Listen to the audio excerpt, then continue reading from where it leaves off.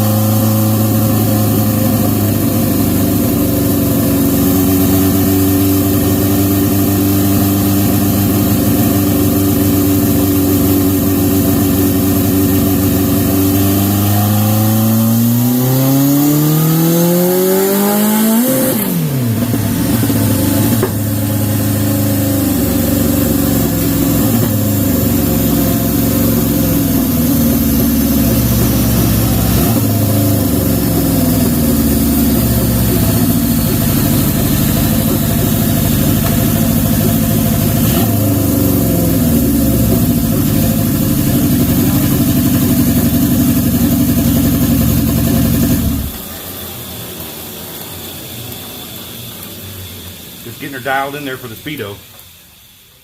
Wow, it ripped, guys. It's definitely turned up.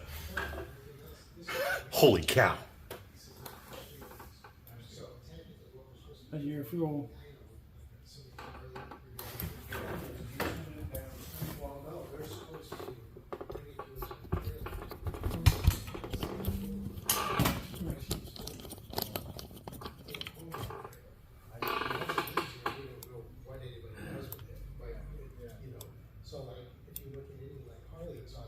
That's looking great, guys. Air fuel's looking good. Wow. Trying to see the actual, oh, AFR's over here, isn't it? Okay. Yeah. Okay, yeah. Yeah, I'm just looking at the numbers here. So, yeah, we came down to, wow, yeah. Right there. 10.8, guys. Here's 7. Wow, look at the speedo, too.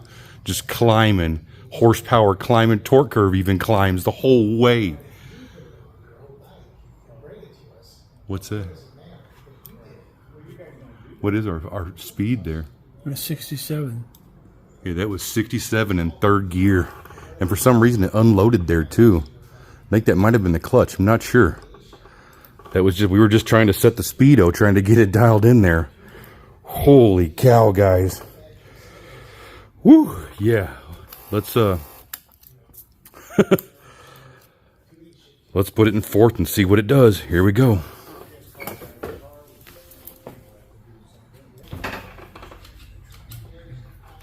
I think it's about here or so. I'll adjust the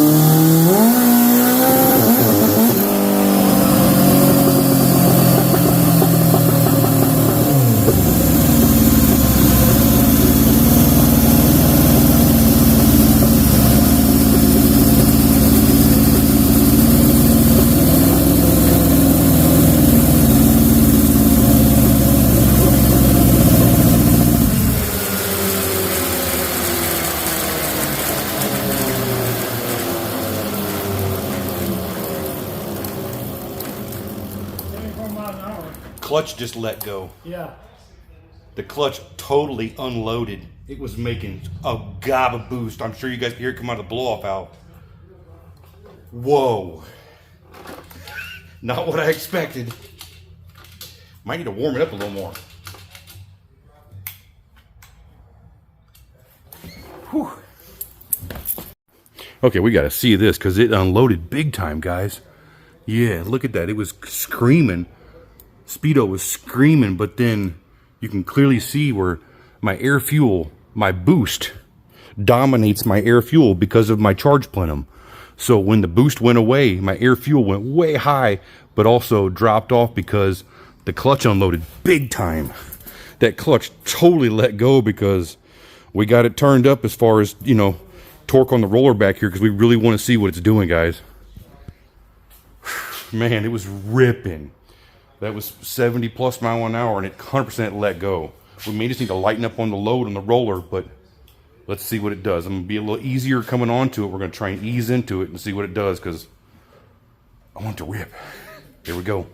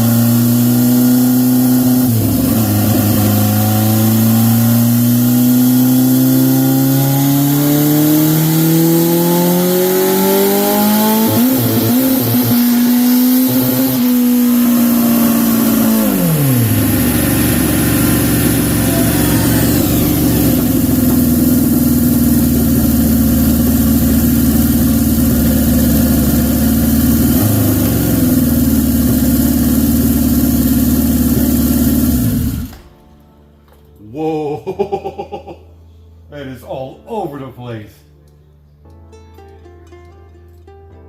We need another clutch now, guys. I think we roasted that clutch. Good thing we're not the racetrack. If we'd have been in, Arkansas right now on the racetrack, we'd be going home because that wasn't good. Let's take a look over here. Get you guys off the tripod here. This computer was reading some mess. What do we get up to there? 92. Wow, 92 mile an hour, guys, and it was going crazy. Look at the air fuel, the horsepower was it was all over the place. Yeah, air fuel started high, and once it came on to boost, came right down. And then once we broke up, you know, when I lose my boost, I lose my air fuel too. So went a bit lean there, but then came right back down. Once we came back on to boost, wow. Holy cow, Jerry. Wow, guys. We're making a bunch of boost. The computer shows 96. Mine said 108. So we were definitely doing 108. You know, Jerry just shut up on the reading. I feel like I just went 400 miles an hour. Especially with this thing hopping and pulsing and that engine misfiring because it was just revving too high. That was not misfiring. That was the rev limiter pulling it back because it was revving way too high because the clutch was unloading. Look at the MSD box down here. It's controlling our rev limit. Can't really see up here, but I can adjust it in there. We could turn it up. But yeah, I don't think we need to because that clutch is done. Whew. Yeah. I think we're beyond oils. I think we're beyond clutches. We're beyond all of that. It needs a centrifugal clutch plate to be able to push more pressure onto it as the boost comes up. The boost comes up crazy fast now. It's even when I'm slow coming into the throttle, it's just steadily pulling. Yeah, I'm pretty sure we've proved this is the world's fastest Honda. There's no doubt.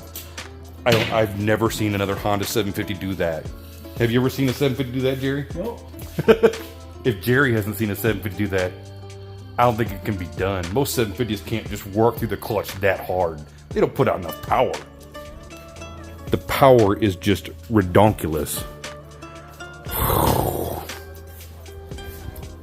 I'm gonna turn it back down and ride it home now.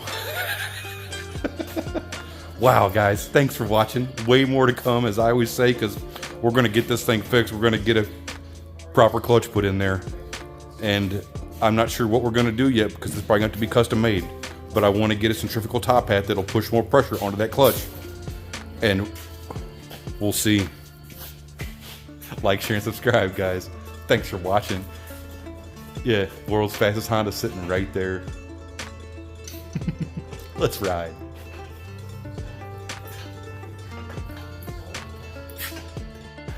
Yeah, and they're over here looking at stuff. You guys might recognize Nick.